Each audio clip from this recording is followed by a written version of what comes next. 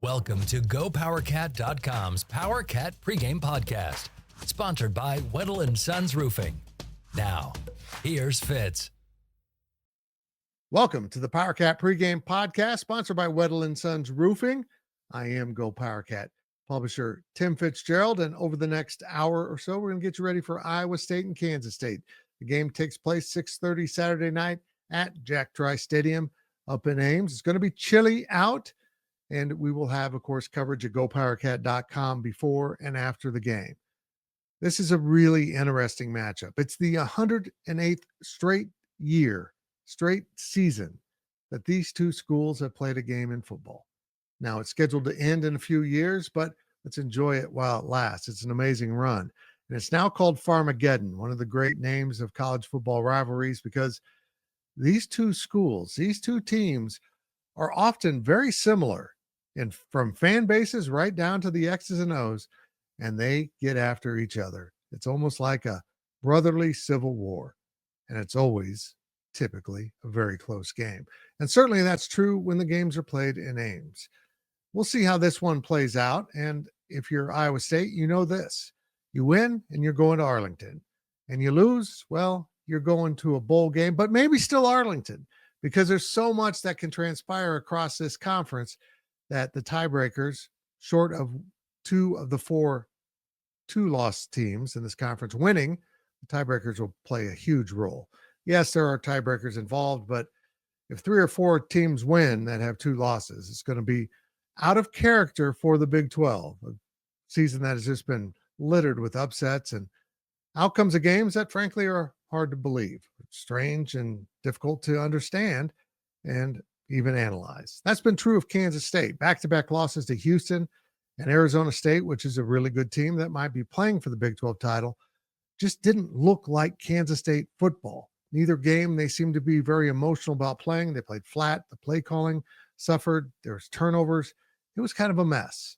And then last week, they made some changes in-house for Kansas State football. Offensive Connor Riley kept his responsibilities, but moved to the field from the press box. He's an offensive line coach, so being away from his offensive line was out of character for him. And in turn, the offensive line wasn't playing very good football. Well, that all changed. Connor Riley's play calling hit the right buttons, and the offensive line dominated Cincinnati as K-State won 41-15 to set up a possibility Kansas State could get into the title game. They've got to win this game. That's for certain. And then they need a lot of help. They need at least three of those two-loss teams to lose, including Iowa State. So two of the other three need to lose. And we'll probably know if that has happened or not before kickoff, although BYU goes after the K-State game. It's going to be an interesting, chilly night in Ames, Iowa. These two teams want to get after each other. We'll see if Kansas State can match the motivation of the Cyclones. And if you've been watching this season, you know what we're going to do. Big B, Brien Hanley, will be along in just a moment. In fact, he's standing by to handle our analysis of Kansas State and where the Wildcats are at this point in the season. Well, we know this. They're 8-3, and they're looking for their 9th win. And they're also 5-3 in the conference. And so they're going to have a winning conference record, but can they get to 6-3? And Iowa State will be broken down by our own Ryan Wallace, who has a great grasp on Iowa State, because so many of these players that Iowa State has on the roster, they beat out Kansas State for on the recruiting trail. So he has a great knowledge as our recruiting editor about many of those players. And then we always wrap it up with our odds on the game and some of the prop bets. Ryan Gilbert is busy returning from Paradise. He's been covering the Paradise Jam for us in the Virgin Islands. So with him out, Cole Carmody, our utility player, steps in and handles that segment as we round out this regular season. We will have at least one more show. We will do this for the bowl game, but we might also have to do it for the Big 12 championship. We will see, but let's get rolling with your preview of Iowa State and Kansas State with our football analyst, Brien Hanley. There he is, my friend, Brien Hanley, fresh back from the doctor. Things are getting better. Yes. It's good news. It's good news. Yeah, things are getting better, man. I feel better. I don't know if I look any better, but I definitely feel better. So It's exciting. We need to start up a Band-Aid company, Band-Aid-like company with the right flesh toads. It's crazy. But let's get talking about K-State, Iowa State. This is a long-running series. This is the 108th meeting of this series. Not the longest continuous series. I thought it was, but it's not. I've been straightened out on that. It's like number 9. But still a really important game in this part of the country. It's been going on for a very long time. It will end in a few years, unfortunately, unless the Big 12 changes its mind. And it's always competitive in Ames. Once in a while, someone will get away, but in Ames, no, not K-State. They've got 20 years running of basically being in fist fights in Ames. And, you know, you go back the last time they were there, it was the Big 12 championship season, and they won 10-9 in the middle of the year. And you can look back and think, what if? What if they hadn't won that game? Because it could have changed everything. And this game has some serious stakes on this time for Iowa State. Win, and they're in the Big 12 championship, and they get their 10th win for the first time in school history. It's pretty cool, everything at stake for Iowa State here. It is. You know, they've got something to play for. Yeah. And I'm not saying that K-State doesn't have anything to play for, but the stakes are much higher for Iowa State. They just are. Those are the facts. And it is pretty cool. Getting 10 wins, first time in the school history. I don't know. I find it hard to believe that they haven't had 10 wins before. I know they've had really good football teams, but just never been able to win 10 games. And here's the thing. Fans may not look at it this way, but they might. Getting 10 wins in the regular season means more than getting 10 wins when you add a bowl game or maybe even a conference championship game to that. So I think they really want to get that 10 win now versus saying, oh, well, we played in a Big 12 if they make it, if they lost the game or in a bowl game. It means more to get 10 regular season wins than it does if you add that 10th win in a bowl game. I agree with that, but that is something K-State can do. They need to win this and a bowl game to get to 10 wins. Heck, they still got a shot at the Big 12 title game too. They need a lot of help with that. But after what happened last year in Manhattan, the snowball fight of a football game that was just ridiculous. And Iowa State played better. They were better in the snow. They seemed to want it more. And talking to players this week, Big B, I sense a little payback is wanted, which won't be easy, but they remember how last year went down and how frustrating it was to play in those conditions, and they want it back. You know, they should want it back. They didn't play well. And I'll go out here on a limb, and I know that other people may or may not say this, but there were guys on the team last year that were checked out, that weren't wanting to play in this football game. I get it. Transfer portal is what it is. I know people are going to hate it, but it is what it is. And there were guys that were just absolutely checked out. They didn't play well, but there were other guys that were giving their all that are like, come on, man, what's going on here? And it just wasn't a good showing by Kansas State. They've got an opportunity here to, I don't know if you would necessarily say it ruins Iowa State's season, but if they were able to keep them out of the Big 12, kept them from winning 10 football games, then there's your motivation right there. You know, if you're scratching, looking for some motivation, there it is. Because I've said this on a couple of different podcasts, this rivalry between Kansas State and Iowa State is bigger than what maybe nationally it is, but it's a big deal. And I think the more that it goes, Big 12's got to figure it out and got to keep these two teams playing. But if they do, I think it's going to get even bigger on the national stage because this is a big deal. It's a big rivalry. Yeah, it is cool. It's been known as Farmageddon for more than 10 years. It's a cool name. But this is an interesting matchup as we get to the X's and O's because these teams are built kind of similarly, but Iowa State's had a lot of injuries on the defensive side. And with that, they've had trouble stopping a run game. Advantage K-State in that area because if they can't stop K-State's run game, they're in big trouble. They are in big trouble. Look, Iowa State's got a really good pass defense, but as good as their pass defense is, that's how bad their run defense is. And look, Iowa State's had a problem setting the edge. Kansas State doesn't run a ton of outside stuff, but if they're smart, this is what they're going to do. Run off tackle plays, get outside. Iowa State's not able to handle that. So if Kansas State's going to win this football game, look for them to run for 200, 250 yards, Fitz. That's what they're going to have to do. It's not saying, again, that Avery can't throw the football, but here's my thing. If you could run the ball down their throat and just continuously run it, that's what you're going to do.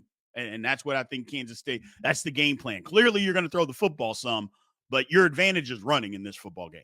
Exactly. And we'll get to Ryan Wallace here in the next segment, but I'm sure one of the topics we will discuss is the fact that they've had problems stopping running quarterbacks and running quarterbacks that aren't of the ability level, when healthy, of Avery Johnson, which we saw him kind of back to normal last week. And it makes a whale of a difference for this offense. Makes a ton of difference when he's available to run the football, Fitz. Just being able to get on the outside. I mean, the first play of the game, I mean, you saw it and you're like, okay, here we go. And it's just what's been missing. And I understand he was banged up. So I get that aspect of it. You can only do so much when you're banged up and you're still out there playing. I get it. And maybe that's why maybe they want to lay off offensive coordinator, because we're not able to do everything that we're possibly able to do. But here's the thing, man. You got to empty the tank on this one. Whatever's available, whoever's available, you got to empty the tank in this football game, because I think it's going to be a whale of a game. But when Avery Johnson's running the football, K-State is so much more dangerous. It's almost like they're night and day, Fitz. Seriously. Think about the Colorado game and how much different even that game and the other games that Kansas State could have won or would have been if he's able to run the football. It's just night and day difference. Yep. Picks up some key first downs with his legs when he's healthy. And when he's not, they 3 and out a little bit more often than you'd want. So that brings us right to the offensive coordinator, moving Connor Riley down to the sideline to be closer to his offensive line and more connected to the football game itself than being up in the press box. It's a small sample size. It's only 1 week. We need more pieces of information to go with this, but I would say it was a success. I thought his play calling, short of the start of the third quarter, was much improved, and his offensive line, well, they played like they got yelled at a little bit more often than they have been, and it seemed to have a really positive effect. That might have been the best game the offensive line's had this season. Yeah, it was a very good football game, and, I've said it many times, on GoPowercat Network here, Fitz, you don't have to have your offensive coordinator in the booth calling football plays. You just don't have to have that. That is not a necessity. Get the guy down on the field. That's what he's used to, getting in guys' face. And maybe it worked, maybe it didn't. Who knows? But you know what, Fitz? I'm a person that believes in superstition. And damn it, if they believe that having their coach on the sideline is going to make them play better, then by all means, put them on the sideline and that offensive line plays better. Whether it had anything to do with it or not, if the kids believe it, that's my whole thing. If the kids believe it and they go out and perform that way, then who's to say that that's not the case? That's all I'm saying. Yep. I thought it was a good idea. Not a good idea. I thought it was a great idea. Get in their face a little bit more. But more importantly, just, hey, coach, this is what I'm seeing. Draw it up right here. This is what we're getting when we get into this look. It's a totally different situation than trying to do it over the phone. And even on the iPad, when somebody's up in the booth, when they're just sitting right there and they can tell you, no, step with this foot, lead with this hand, block it this way, and they're right in front of you. It just has more meaning, Fitz. It just does. I've never met a group of football players more excited to be yelled at than the offensive line was. To have Connor Riley back on the field, and poor Easton Kilty had never experienced Connor Riley on the field, and his eyes were opened. But he brought a fire to the team, and I don't know if it was all him or other things, but they just looked as a team more motivated last week against Cincinnati than they have in a lot of games. Probably the most motivated they've looked since beating Colorado. Yeah. Now, can they sustain it at Iowa State? I think if they come out flat, they're toast. Yeah, if they come out flat, this game will get away from them quickly. Yep. That's what I believe. I don't think there's any way that they can come out flat against Iowa State and stay in this football game. Like I mentioned, Iowa State's got a lot to play for, because I can assure you they're not going to come out flat. They're going to come out ready to win this football game. So Kansas State's got to match that. They're going to get punched in the mouth, just like teams do. But the thing is, do you go down and get back up, or do you stagger and come right back, Or do you say, oh, they punched me in the mouth, and you go cower in the corner like you did against BYU? So hopefully it's the latter, because I think they've learned a lot since then, to be able to compete in this football game. But let's not kid ourselves. This is going to be a battle. I'm looking forward to it. It's going to be a good football game. One of the other things we saw last week was I've been screaming for some younger safeties to get on the field. I haven't liked the safety play this year. I think I'm opposite of what the coaches think of their safety play. And they did put some younger guys out there, although Jack Fabris wasn't available. He's a key portion of that. I thought they were much better defensively last week than they have been. Yeah, no, they were. It seemed like guys were out there hunting the football, running around looking to make plays on the football field, and weren't always just reacting. And that's what you want. And look, here's the thing about young guys. 60% of the time, they're making mistakes. But you know what? If you're making the mistakes going 100 miles an hour versus guys that know what to do, but maybe they're going 60 miles an hour, give me the guy going 100 miles an hour that's making the mistakes, because at least he's going to be aggressive. And sometimes you can be in the wrong spot, but if you're being aggressive, you can still cause havoc. It seemed like a lot of that was going on last week, Fitz. It seemed like something that just needed to happen. I think also a lot of it was team was embarrassed by the way that they played the week before. You know, I don't think enough people are talking about that. Kansas State played bad against Arizona State. I'm not saying Arizona State's not a good football team, because they are, but Kansas State is not that bad. They just played bad. They laid down against Arizona State. It was embarrassing how they played in that football game. And I think pride got in the way against Cincinnati, and guys just said, look, we're better than this. What, are we going to have the whole season go down the tank? Because if they lose to Cincinnati, let's make no mistake, the season would have been in the tank. Absolutely in the tank, but that didn't happen. So good for them. You know, last year, one of the storylines we don't really discuss is the fact that K-State went into the weekend with a fraction of a chance to get into the Big 12 championship game, but that fraction had disappeared by the time the games kicked off. Yeah. That could happen again. K-State at roughly a 15% chance of making Arlington. They got to beat Iowa State to have that chance. But they're going to have some games in front of them that could make that impossible. You have to have 3 out of the 4 teams with 2 losses losing, and one would be Iowa State if it matters to K-State, and BYU plays later. So if Colorado and Arizona State win, they know they're not in. Correct. And Iowa State would be the only disruptor at that point, because if the Cyclones do beat K-State, they're in. Do you think those things are going to play much of a role in how these teams play? I mean, it could. It very well could. I mean, in this day and age with social media and everybody's got their phones and all that stuff, and it absolutely could have an impact on the football game. Whether we want to believe that it does or not, yeah, it could. Having said that, just like I mentioned at the beginning, the motivation for K-State shouldn't be, hey, we can go to the Big 12 championship game. They got to put that out of their mind, because I've put it out of my mind, and I think most fans have put that out of their mind. That's just not going to happen. The motivation needs to be, we can keep Iowa State from going to the Big 12 championship game. We can keep them from winning 10 games in the regular season. That's where the motivation. We want revenge on what happened to us last year on our home field on senior night. That's where the motivation for Kansas State. And if I'm Chris Kleiman, that's what I tap into, not trying to tap into, oh, we could possibly go to the Big 12 title game. That's just not really realistic. Can it happen? Sure, it can happen. Look, crazier things have happened in this conference. But if I'm him, to avoid exactly what you said, those are the 3 things that I tap into, because no matter what happens, those things are still going to be there for the taking. You got to do it. It's a rivalry game. The players better be stoked up for beating a rival. And if they're not, that's kind of a problem. We'll see what happens, but do you think K-State gets out of there with a win? You know, I put some stuff up, and I hate saying it, but I think Iowa State wins the football game. I really do. A lot at stake.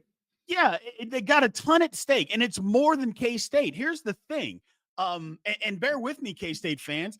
It's just when you're a football player and you got an opportunity to go to the conference championship, an opportunity to go to the college football playoff, your motivation is going to be more than a team trying to keep me from winning 10 games. It just is. Now, I'm not saying that Kansas State is so much less of a football team than Iowa State. I'm not saying that at all. I'm just saying the motivation as a player. Look at it from a player's perspective. I got everything in front of me if we win. I've got nothing.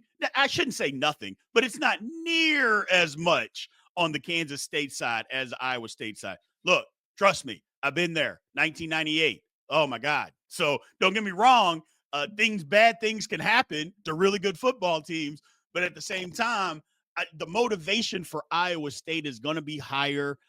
It's on the road. Kansas State hadn't played great on the road. Let's not kid ourselves. We had the one good game at Colorado. Other than that, where's Kansas State played good at? I mean, they haven't played great on the road. I just think Iowa State, unfortunately, they get them at the end. I'll be furious. Don't get me wrong. I'll be furious. But I just think Iowa State's going to have a little bit more for us on Saturday. Well, I'm going to just ask you right here because I haven't yet. Are you available to do a post-game show after the game? I should be. Yeah. Good. Yeah, as long as my face is available, I should absolutely be available, which it looks like my face is going to be available. So no more painkillers, though. No more. I'm out of painkillers, and they won't refill it, Fitz. I don't like it. I don't like it. That made for great programming. That sucks. Win or lose, catch Big B and I after the game. And I have to say this. I think Kansas State has a bigger upside. They can play at a higher level than Iowa State can, but they also have proven they can play at a much lower level than Iowa State has. Iowa State's been much more consistent this season than K-State, and I'm afraid that will come into play too. Big B, thank you very much. Thank you. I appreciate it. After the break, we bring in Ryan Wallace, and there's nobody that knows Iowa State's roster better who doesn't cover Iowa State than Ryan Wallace. Why? Because he covered a lot of their roster during the recruiting process. These two programs match up head-to-head on the recruiting trail quite a bit. So Wally's going to have a quality breakdown of the Cyclones right after this break and a message from Wallace & Sons Roofing. It's time to take a break for our sponsors. We'll be back with more from GoPowercat.com. Wallace & Sons Roofing. Protecting homes, businesses, and providing peace of mind for more than 25 years. Wallace & Sons is your Tesla solar roofing outlet. Now let's head back to the show for more K-State sports coverage from GoPowercat.com.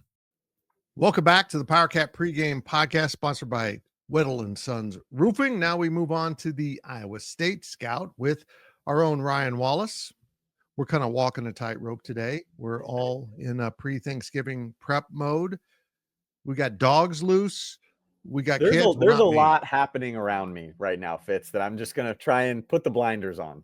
That's good. That's good. I want to be clear. I don't have any children in my house. Okay. The kids are in his house.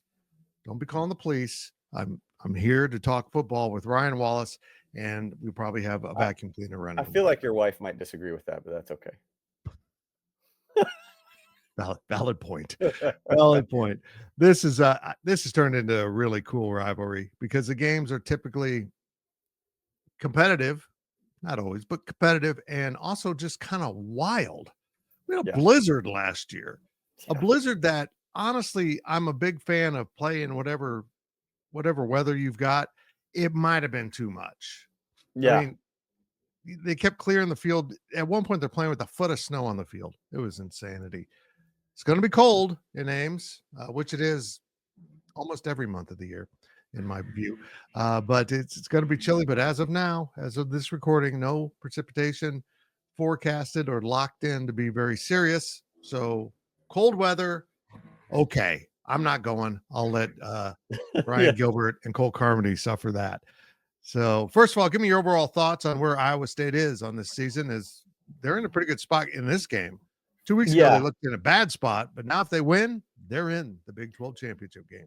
Well, let's start offensively. Rocco Becht is a gamer. He's just a good player all around. He doesn't do anything spectacular. There's not maybe like an elite trait of his like on the field, but I think he's a terrific leader. And I think the lights come on and he just kind of finds ways to keep drives alive, to keep his team alive. And so, he's been a definite difference maker. They brought back a ton on offense, and you've got Higgins that's already over 1,000 yards, and Knoll who will probably eclipse 1,000 yards on Saturday night. And so you're thinking, man, K-State can't scratch 1,000 yards receiving, and they've got 2 on the same team.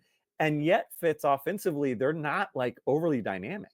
It's not like they're got this high profile passing attack. They're still kind of fairly balanced. They've got a 2-headed back. K-State fans know the name Abu Sama, but he's not the leading rusher. It's another former Kansas State recruiting offer. This roster's littered with them, folks. It's Carson Hansen.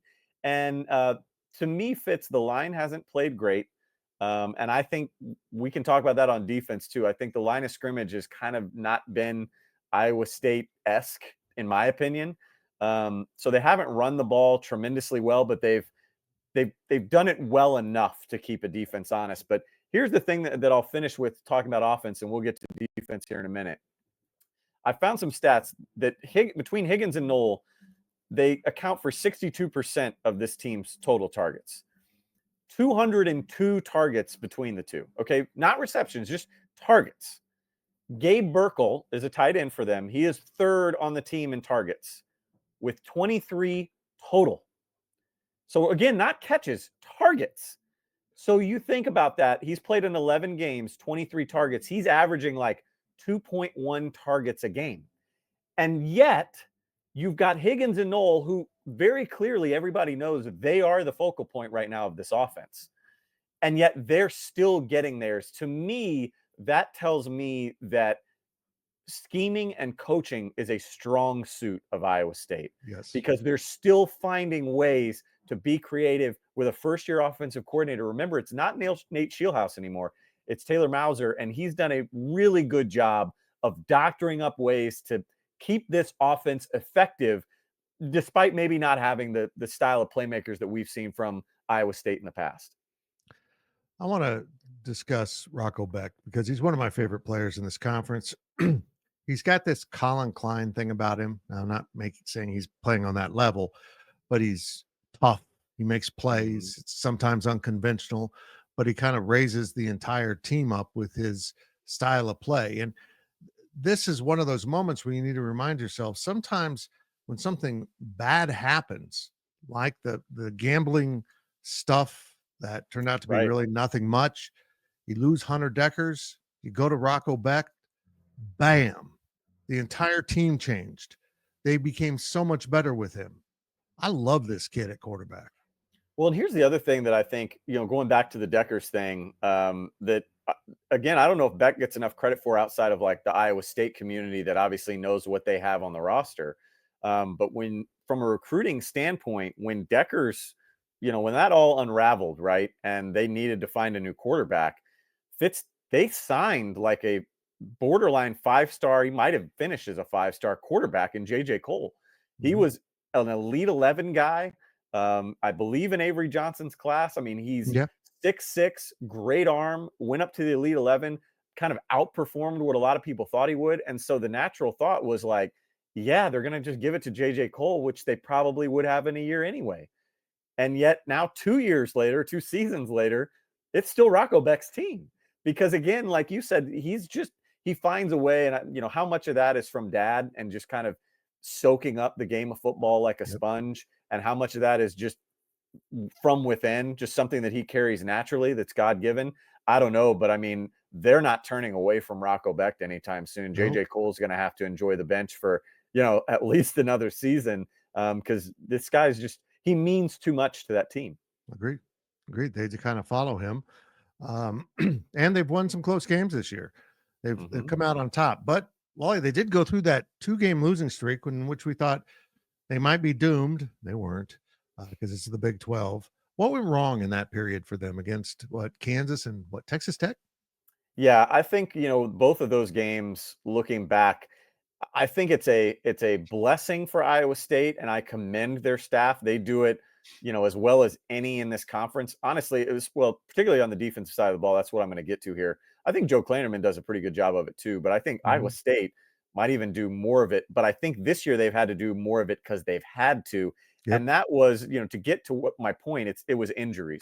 If you go back, I mean, they had 22 players on their defense that have logged 100+ snaps according to PFF this season. And so you think, okay, K-State has 21 that have logged 100 snaps. But the difference is that 8 of the 22 for Iowa State that have logged 100 haven't played all 11 games. So it's guys that are playing 7 games or 6 games or whatever, and they're still at 100 plus because they've been forced into duty. They've had to play those guys a lot. And to me, that tells the story of what's gone on with this defense is they've managed to, again, their coaching is good enough where they've been able to rotate guys in and not lose a whole lot.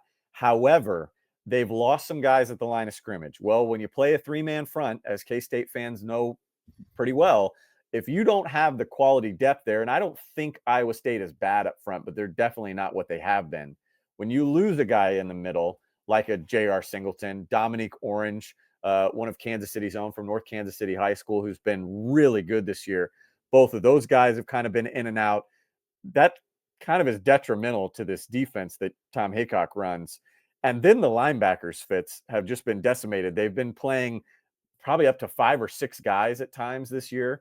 And again, the linebackers aren't the Orion Vances and some of the guys that have been staples of theirs in the past. It's been guys that are seasoned, but maybe have needed a little bit more time. And unfortunately, they just haven't been given that luxury. And so, the guys that they thought were going to be the replacements have gone down. And then guys that they didn't really want to play as much have been forced to play. So long story short, the secondary has been really sticky. I think in coverage, they're one of the best teams, very assignment sound as you would expect. And again, in coverage, I think they've got a lot of different pieces back there. Bo Freeler is a guy kind of at their jack safety, their middle safety that I absolutely love. And he's been a staple on this defense for many, many years. Malik Vernon is tremendous. Didn't play, I don't believe, in this game last year against K-State. And then on the outside, they've got a number of different guys. Porter is a 6'4" cornerback, kind of a Julius Brents type. Miles Purchase on the other end. Secondary is good. Front 7, 6, 7, 8 guys. It's been a little bit of a work in progress. And to me, KU took advantage of that. Texas Tech took advantage of that because they had some of the playmakers that could do so. They had the tailback that forced those guys in the box, to be honest. But then they had the playmakers on the outside and the gunslingers to make it work and really punish Iowa State, keep them guessing all night long. Is that something K-State can replicate? They certainly can, the running part of it.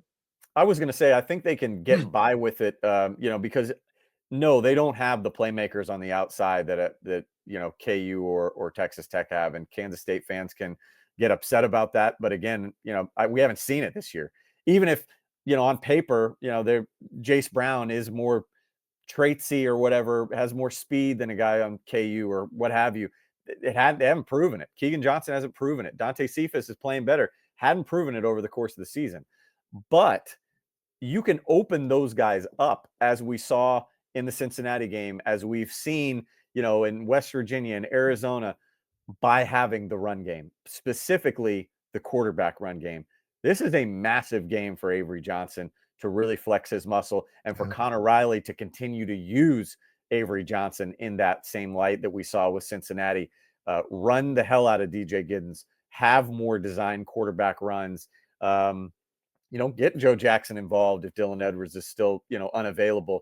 I think the more that K-State can prove themselves at the line of scrimmage, in the trenches, and get those guys in power, off tackle, outside, force Iowa State to go, man, we have got to figure out how to stop this run. That's when you catch them with Jace Brown. That's when you catch them with Cephas, Spivey. The list goes on and on. I think, again, in the same way that I talked about Iowa State's offense, Fitz, K-State doesn't have to have the most electric guys. It's just about kind of scheming up the right thing to kind of keep that defense guessing. And thankfully, because of DJ Giddens and Avery Johnson, they have that in the backfield to then open up the passing attack. But, as you mentioned with the weather, I think it'd be smart of Connor Riley to really lean on that ground game early and then try and catch Iowa State by surprise. They've had trouble with running quarterbacks, and they haven't seen one quite like Avery Johnson, who, fortunately for Kansas State, is healthy. right now. He hasn't been healthy. So if this game had happened earlier, I would have really liked Iowa State in it. But now that they have that element back and they put it on display with effect against Cincinnati, that's got to be just the biggest concern for this Iowa State defense, is trying to keep that kid bottled up. Also, while not forgetting, DJ Giddens will run over your ass. Right. And I mean, here's the thing. I mean, Utah had what would have been their third string quarterback, right? At that point, last week come in and get to Iowa State. Jalen Daniels moved the chains a little bit on him. I mean, they've had this issue kind of all year long. And like you correctly pointed out, none of those guys are Avery Johnson. And, a healthy Avery Johnson now, or as healthy as he has been in a long time. So as long as, I'll say this, tongue in cheek, as long as Avery Johnson has the right cleat studs on his shoes, I think, things should work out pretty well. The blocking's coming along, right? I think this line is playing where we wanted them to. Right. We held them to a high standard, and I think getting Connor Riley down last week really helped motivate them.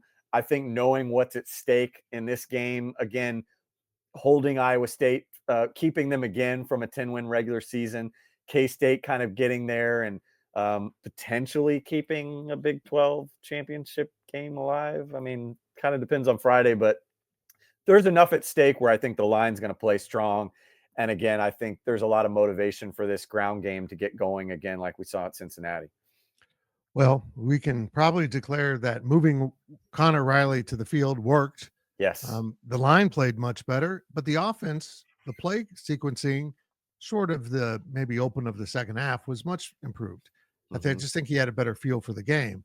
And if there is a feel to the game, Wally, as we discussed before we started, that feel will be a very intense, tight game, because that's what happens when Kansas State goes to Ames typically. And if they win, it ain't easy. Well, yeah, this is, if you're a bettor out there, and we'll get to that here later in the show, I think, but I would not think of this as, you might love K-State. K-State fans might love K-State. You might think Iowa State's overrated. But this rivalry game always seems to keep it close. I found this stat, Fitz, over the last 10 meetings in Farmageddon, K-State's largest margin of victory has been just 10 points. But even more than that, the last time that K-State beat Iowa State in Ames by more than a score, Darren Sproles was wearing purple, folks. It was 2003. So, I think this one could once again be, a one-score game, 1-point game. We've seen a couple of those last time in Ames, 10-9. I mean, it might be one of those kind of dogfights. I don't anticipate either offense, again, with the weather, with the way these two defenses play. I mean, Kansas State wants to be kind of a clone of what Heacock does at Iowa State. I think these defenses are strong enough to kind of keep the offenses in check. I don't think this is going to be like a 33-30 showdown. I don't think it'll be 10-9, but so it'll be somewhere in between. And Fitz, my prediction is it will be tight. Yes. It's usually pretty easy to predict in this game. But then again, we also had a blizzard, which was unpredictable. True. Ryan Wallace, appreciate it very much, as K-State and Iowa State meet in Ames on a chilly Saturday evening. Great. Just put this game at night. Why not move it to midnight when it's the coldest? Let's make the most of the same experience. That's it for our Iowa State scout. And on the other side, we're going to wrap up this show. We're going to talk to Chris Kleiman. And Avery Johnson was not available this week due to a funeral. So we skip over the quarterback and go right to Ryan Gilbert. But he's not here either, because he's currently in St. Thomas. So Cole Carmody takes the helm of our betting segment right after this break. We'll be right back. It's time to take a break for our sponsors. We'll be back with more from GoPowercat.com. Weddle & Sons Roofing. Protecting homes, businesses, and providing peace of mind for more than 25 years. Weddle & Sons is your Tesla solar roofing outlet. Now let's head back to the show for more K-State sports coverage from GoPowercat.com. Welcome back to the Powercat Pregame Podcast, sponsored by Weddle & Sons Roofing. 2 segments are down, and now we're going to enter our interview portion of the show, but we don't have Avery Johnson this week.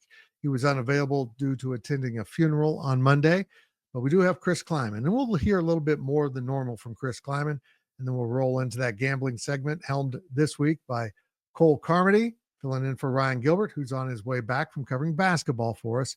But Cole and Gills will be in Ames for the game, and then after the game, immediately following the game, Big B and I will have the Powercat post-game podcast from right here in the Cats and Dogs studio. And of course, he's in Studio 73 down in Frisco. But let's keep rolling as we're coming to a conclusion, and we get closer to that with Coach Chris Kleiman. Good afternoon, everyone. Hard to believe that we're at Game 12 in the last regular season game. Really excited about this week. To get an opportunity to go to Iowa State. It's going to be a great environment, great atmosphere. Game has meaning. I thought, going back and look at the film, I thought our guys played really well on Saturday in all phases. And getting off to the fast start was important. I thought we dominated the defensive line against their offensive line up front to be able to shut down the run. And then I thought our offense played really well. I thought we played really well in the O-line. We blocked really well at wide receiver and tight end, and then we're able to rush the football with great success with our running backs and with the quarterback, which opens up a lot of things. And when you're able to do that, and the other thing is we didn't turn the football over, which is huge, and we were able to get one big turnover for those guys. And then, we were 2 for 2 on fourth down with 2 really good calls by Coach Riley, and some kids made some plays. And they were 0 for 5 on fourth down in critical time. So that's another 5 turnovers that were impactful. So excited. We had really good energy, good focus. Now we've got to put it together and go to Ames. Moving Riles down to the sideline have the intended effect?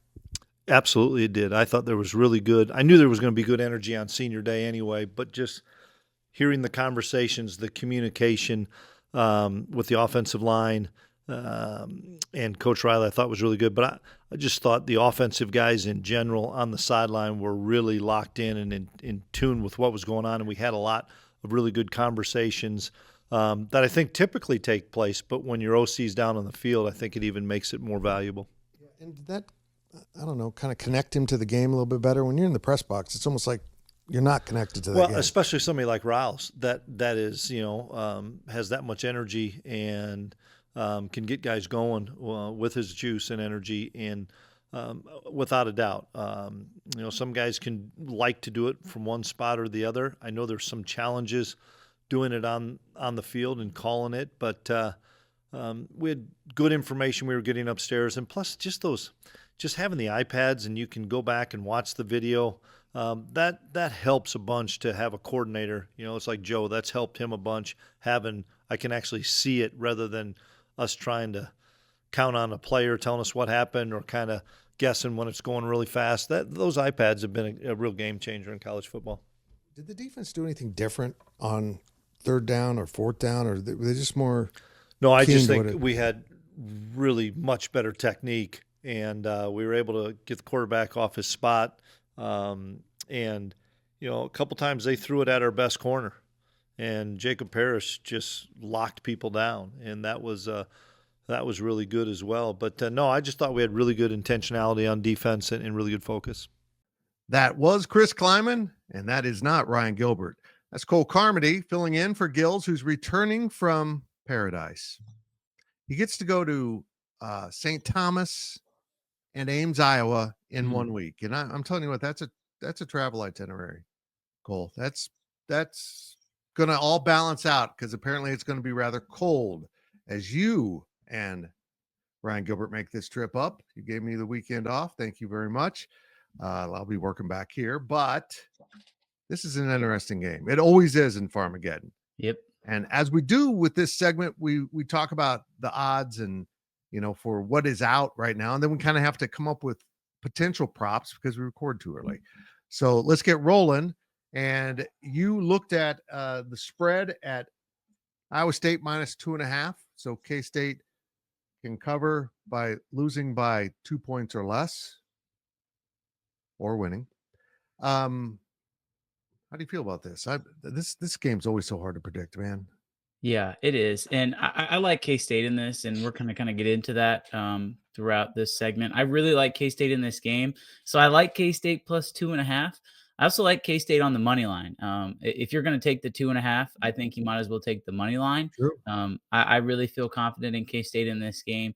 I think that the no snow being in the forecast is good for K-State. Anytime there's adverse weather this year and really the previous season, it's kind of been a struggle for K-State for whatever reason. It's going to be cold, but as Chris Kleiman talked about in his press conference on Monday, there's going to be heaters. And so I really don't think the cold is going to have that much of a factor in the game. I don't think Vegas sees the weather impacting the game that much, but I find it interesting that on their home field, Iowa State is only favored by 2.5 points against a team who has one more loss than they do. That should kind of tell you more about Iowa State than it does about K-State in the eyes of Vegas. Yeah, it was kind of funny during our meeting with players on Monday.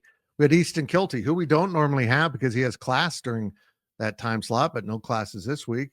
Well, he just played in North Dakota. He's looking forward to this. Yeah. He thinks it's going to be a warm day out for a little football, and it's supposed to be in the teens or even lower. We'll keep an eye on that forecast as it comes up. Now, the over-under is a little bit lower than what we've been dealing with this year with K-State because Iowa State, they play low-scoring games for the most part. The over-under is at 51.5, and you say?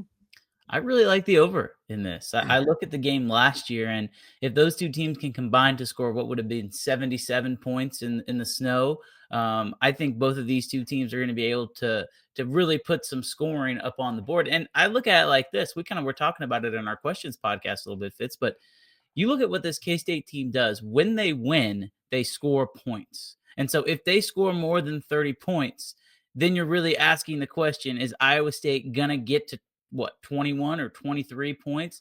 I think the answer to that question is yes, because I don't think this game is going to be a blowout. So my reasoning is I think K-State's going to win, which means I think they're going to score 30 points. I don't think this game is going to be a blowout, as you'll hear in another prop that I like. So I like the over in this game. I think that if you're betting this game, you probably bet the over. If you're going to look at the spread or the over-under. If you don't feel too good about the money line, I think you take the over because I think K-State's going to be able to score, and I think Iowa State's going to keep it a close game. You've got some interesting props to look out for, including 2 for K-State directly and one very interesting one you dug up. I love it. But let's start with Iowa State's struggles against the quarterback run game. That seems pretty important in this one. Yeah, I mean, it's a big concern for Iowa State. You look at what Utah was able to do last week. They brought in their fifth-string quarterback, Fitz, and he ran for 48 yards. Now, that might not seem like a lot, but then when you go back and you look at the other box scores of the games, Brendan Sorsby, who K-State just saw, ran for over 100 yards, and Cincinnati lost that game by 3 touchdowns. The quarterback at UCF ran for over 100 yards. Iowa State won that game. So there's going to be plenty of opportunities for Avery Johnson to run. If you just look at what Iowa State does on defense, they struggle to stop the quarterback run game. Now, if you asked me this question 3 weeks ago, I don't think this would be a very good matchup for K-State. But now that Chris Kleiman has openly admitted Avery Johnson is healthy, it really wouldn't surprise me to see Avery Johnson be the leading rusher on Saturday. I like the over-under at yards. I would assume it would be anywhere around the 65-yard mark. If you see the number around that, I think you got to hammer the over. If it's lower than that, I like Avery Johnson to get 65 or more rushing yards this week because I think he's going to be able to run the ball efficiently and effectively against this Iowa State defense who doesn't have their star middle linebacker who's out for the season. So I really like Avery Johnson rushing yards in this one. For reference, Avery carried the ball 10 times last week against Cincinnati for 72 yards. Okay, Trey Spivey erupted onto the scene last week and played an outstanding game, including scoring a touchdown. You'd be looking for one of his props, wouldn't you? I would. And last week I was kicking myself because as I was sitting there before the game, I was scrolling through the sportsbook looking at potential player props and noticed that Trey Spivey to score a touchdown was plus 360. I don't think you're going to get that much juice this week, but I would have to assume it would probably be around plus 250. He's going to be plus money to score a touchdown. The way that they have stopped throwing to their tight ends and begun throwing more to the wide receivers in the red zone makes me think that Trey Spivey is a perfect candidate to go for an anytime touchdown. Honestly, I don't even know if I throw that in a parlay. I kind of like that as a straight bet. Throw some money on there, sprinkle it on there, see what you can get. Trey Spivey, anytime touchdown. I really like that play. I'd add it into a parlay. Of course. I would. I'd put like 4 obvious things in there and then say Trace Spivey touchdown, and it wouldn't happen. That's how my parlays work. Well, those are the rules. Okay, the last one you have is fascinating. Give it to me. I have K-State to win by 1 to 6 points at plus 500. That's a great bet, man. If you think this game is going to be a close game and you think K-State's going to win, like everything I've just said, I think this is the bet you want. Now, anytime you see that huge number, you always start to lick your lips, but we always have to take a step back and realize that it's plus money like that for a reason. If K-State wins this game by 7, it could very well be a close game, but you wouldn't win your money. So if you think K-State's going to come from behind in this game, if you think they're going to win by a field goal, whatever you think it is, I would take that bet. I still think K-State money line is my favorite bet out of everything we've talked about, but K-State to win by 1 or 6 points, I personally will be putting a little on that because I think this is going to be a really good game, and I think K-State is going to find a way to win at the end. Very good. Cole, you did an outstanding job, and you're Thank not you. as unappealing to look at as Ryan Gilbert is. I take that as a compliment. Yes, it is. Well, I mean, you're better looking than Brian Gilbert. That, I guess it's not much of a compliment. And plus, he's probably really red-faced and burnt up from his time at the beach. I feel no sympathy for him. You take care of him in Ames. He's going to be really cold. Really cold. Thank you, Cole. Much appreciated. It's Farmageddon. This has turned into a doozy of a rivalry. The games are always physical, hard-fought, and entertaining. And someone escapes with a win every time, it seems like. Will it be Kansas State? If they do, they'll get to 9 wins, and they might still be in contention for a spot in the Big 12 championship game. If it's Iowa State, they will get 10 wins for the first time in school history, and they will qualify for the Big 12 championship in Arlington. It's the Cats at 8-3 and the Cyclones at 9-2, and it's Farmageddon kicking off at 6:30 p.m. on Saturday in Ames at Jack Trice Stadium. I hope you can be there. I won't be at this one, but I will see you at wherever the Wildcats play right after this. We appreciate your support, and thank you so much to Weddle & Sons Roofing. Thank you for watching GoPowercat.com's Powercat Pregame Podcast, sponsored by Weddle & Sons Roofing. This has been a GoPowercat.com and Spirit Street production.